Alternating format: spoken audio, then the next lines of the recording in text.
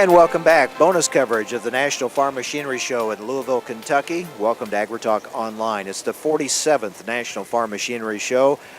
And here at the Kentucky Exposition Center, they have 27 acres of indoor exhibit space to accommodate more than 850 exhibitors here at this show. They're expecting over 300,000 people to attend. And of course, a big part of this is also their championship tractor pull that goes on, and with the finals coming up on Saturday. It's been going on almost as long as the show itself.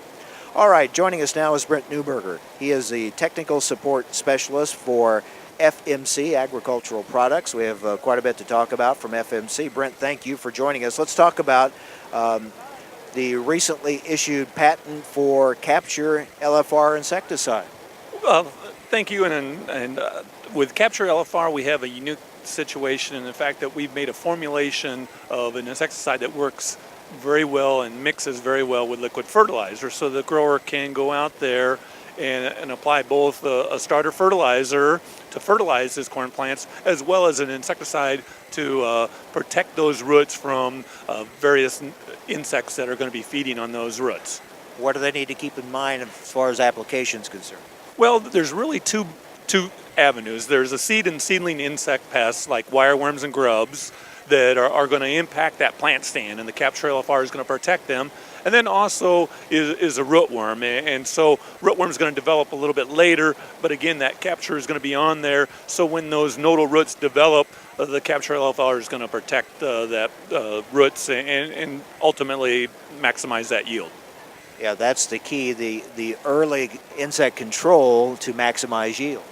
As we look at it, we're feeding those roots and we're protecting those roots. And the other thing that's really kind of coming in as a resistance that's starting to pop up is we heard last year Iowa State identifying a population that was resistant to the BT rootworm gene. And so now we're looking at how do we integrate other approaches, multiple ways of controlling that insect. And as we know, anytime we put one selection pressure on a species, it's going to evolve and change, and so a lot of times we are seeing some definite yield increases when used in conjunction with this BT event.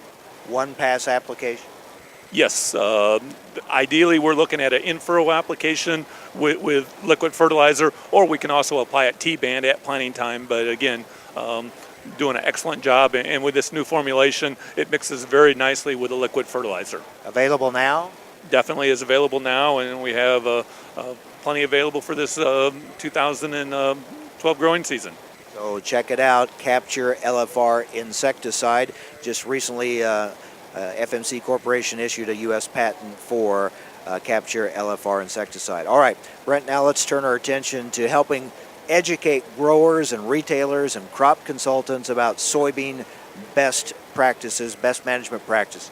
Yeah, we have a website that is called fmcauthority.com, and it's a training module where they go through 3 separate training sessions to learn about soybean production and weed control. And as we know, the universities have done a lot of work the last couple of years talking about glyphosate resistance and what ways can we integrate approaches. Most of those university people are talking about using a pre-emerge herbicide.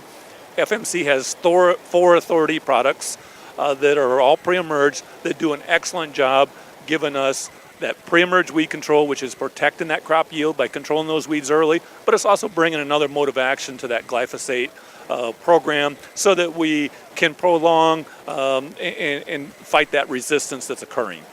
Yeah, the resistance we know is an issue, a challenge, but the good news is it can be dealt with. Oh, definitely. We can manage that, and it's just a matter of being proactive.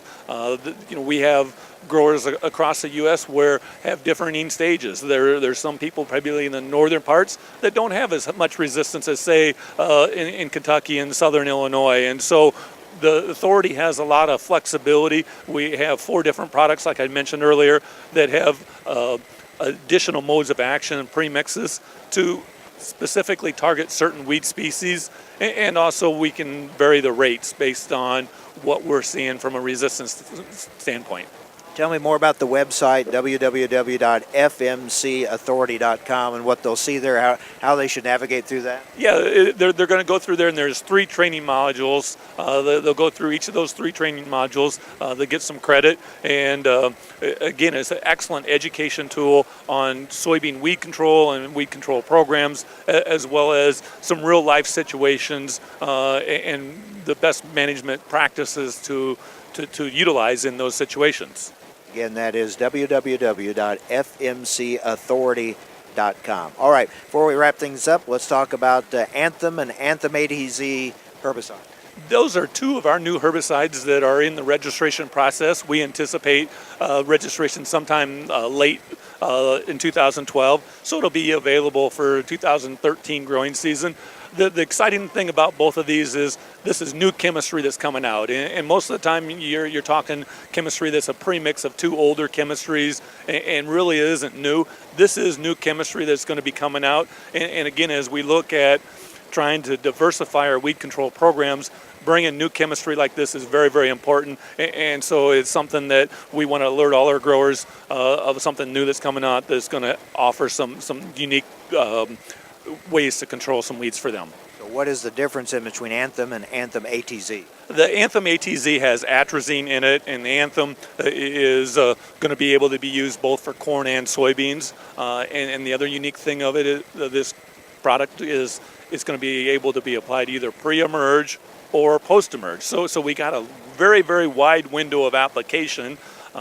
And also a very low use rate. Anthem use rates are going to be roughly about 8 ounces per acre, so it's going to be very user-friendly that he can use it across a number of his acres. And again, it provides that resistance management tool, that new mode of action, or the new chemistry, a different mode of action to fight that resistance. So these are in the pipeline, not available yet, but you've been doing a lot of research and trials and research plots, like? Oh yes, definitely.